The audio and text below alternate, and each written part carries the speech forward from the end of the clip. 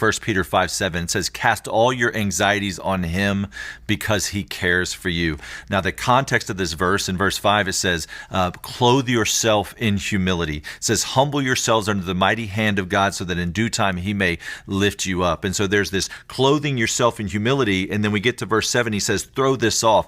The word for cast is the same word that shows up in Luke 19, where they say, throw your cloaks on the colt. So I think about as I put on humility, like the coat of humility. I'm under the protection of God's hand. I put on God's hand, but then there's something that I'm to take off.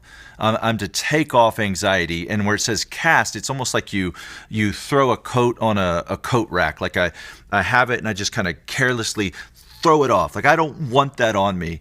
And so I'm to cast my anxieties, but then it says where to cast them. Oh, I'm to put those on God.